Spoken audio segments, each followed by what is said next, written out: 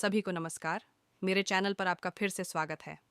यदि आप यहाँ नए हैं तो मैं कर्टनी रयान हूँ और आज हम एक विवादास्पद लेकिन महत्वपूर्ण विषय पर चर्चा करने जा रहे हैं। 6 प्रकार की महिलाएं जो धोखा देने की सबसे अधिक संभावना रखती हैं। जबकि पुरुष अक्सर बेवफाई के लिए ज्यादातर दोष लेते हैं, सच्चाई यह है कि महिलाएं भी धोखा देती हैं। इस वीडियो में हम व्यक्तित्व लक्षणों और मनोवैज्ञानिक कारकों का पता लगाएंगे जो कुछ महिलाओं को धोखा देने के लिए अधिक प्रवण बनाते हैं।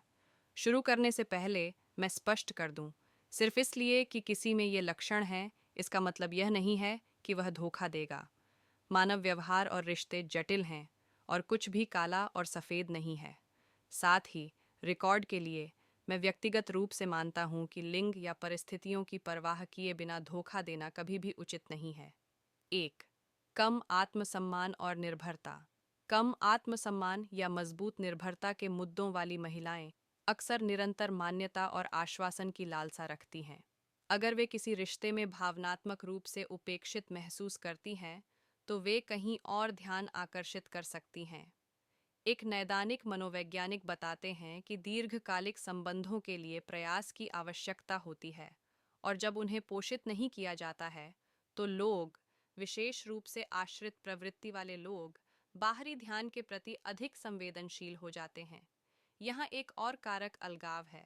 यदि किसी महिला के पास करीबी दोस्त या परिवार नहीं है और वह भावनात्मक समर्थन के लिए पूरी तरह से अपने साथी पर निर्भर है, तो अकेलेपन की भावना उसे बेवफाई की ओर ले जा सकती है।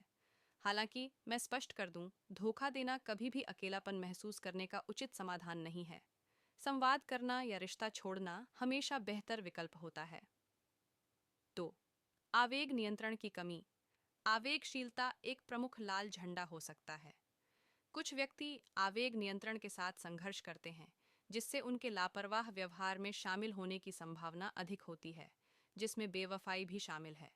हालांकि मैं एक चिकित्सा पेशेवर नहीं हूं, लेकिन अध्ययनों से पता चलता है कि आवेग नियंत्रण विकारों में क्रियाओं को नियंत्रित करने में कठिनाई होती है, जिससे महत्वपूर्ण व्यक्तिगत और सामाजिक परिणाम होते हैं।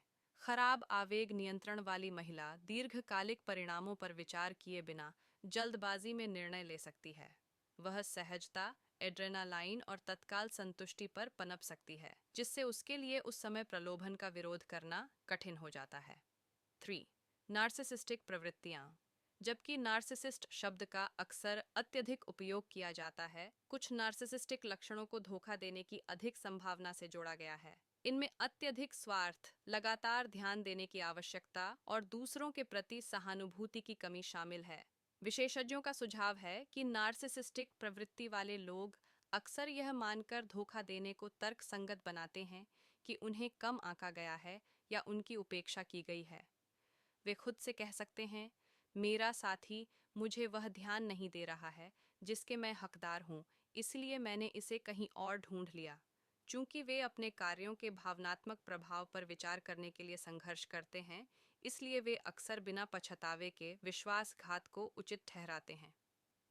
4. भावनात्मक अनुपलब्धता। कुछ महिलाएं वास्तविक रिश्ते की तुलना में पीछा करने में अधिक निवेश करती हैं।